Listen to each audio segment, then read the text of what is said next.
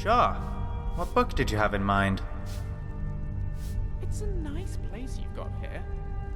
It would be a shame. I believe Remy is currently carrying that book.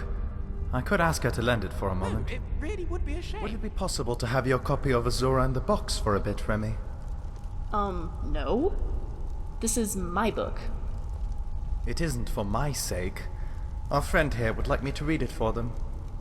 Well, you can't have it, but you can borrow it, I suppose. Nishilba had enjoyed an adventurous youth, but had grown to be a very wise, very old Dwemer who spent his life searching for the truth and dispelling superstitions. He invented much and created many theorems and logic structures that bore his name. But much of the world still puzzled him, and nothing was a greater enigma to him than the nature of the Aedra and Daedra. Over the course of his research, he came to the conclusion that many of the gods were entirely fabricated by man and Mer. Nothing, however, was a greater question to Nishilba than the limits of divine power. Were the greater beings the masters of the entire world, or did the humbler creatures have the strength to forge their own destinies? As Nishilba found himself nearing the end of his life, he felt he must understand this last basic truth. Among the sage's acquaintances was a holy Chima priest named Athenek. When the priest was visiting Betholag Shaturams, Nishilba told him what he intended to do to find the nature of divine power. Athenek was terrified and pleaded with his friend not to break this great mystery, but Nishilba was resolute.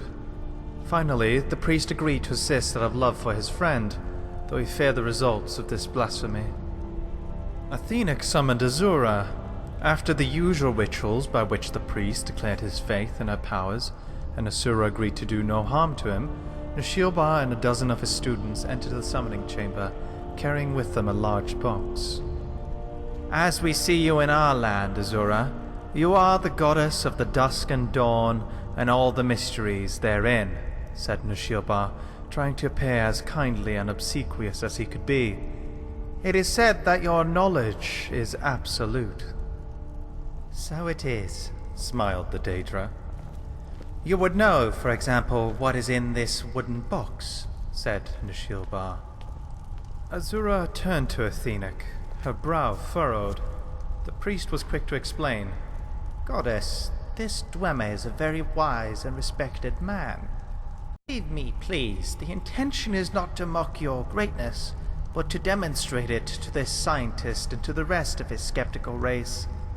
I have tried to explain your power to him, but his philosophy is such that he must see it demonstrated. If I am to demonstrate my might in a way to bring the Dwemer race to understanding, it might have been a more impressive feat you would have me do, growled Azura, and turned to look Nishilba in the eyes.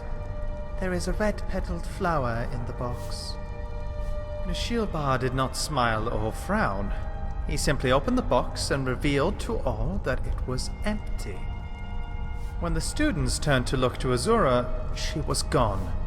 Only Athenek had seen the goddess's expression before she vanished, and he could not speak. He was trembling. A curse had fallen. He knew that truly, but even crueler was the knowledge of divine power that had been demonstrated.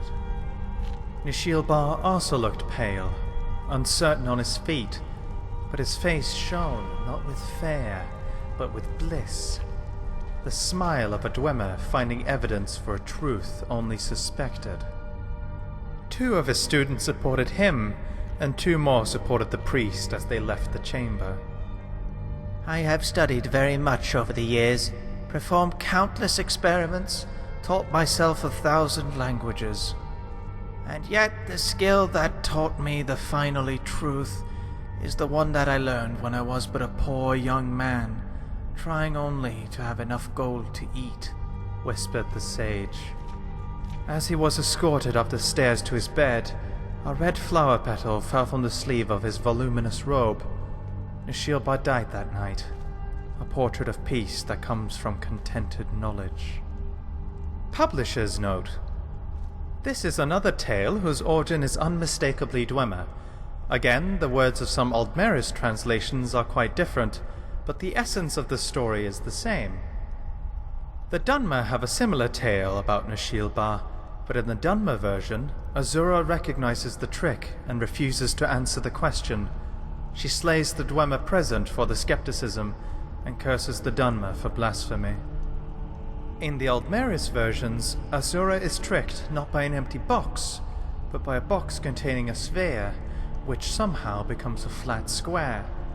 Of course, the Aldmeris versions, being a few steps closer to the original Dwemer, are much more difficult to understand. Perhaps this stage magic explanation was added by Gore Falim, because of Falim's own experience with such tricks in his plays when a mage was not available. Marobar Sul left even the character of Nashilba alone, and he represents many Dwemer virtues.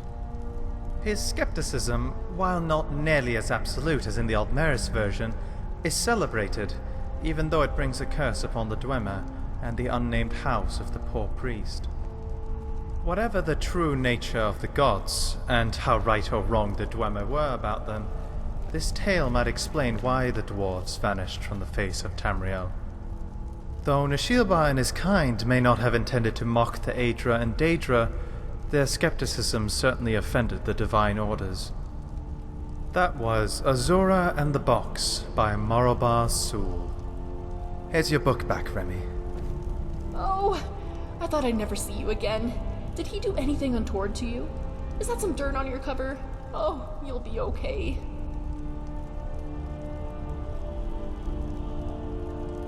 Hmm?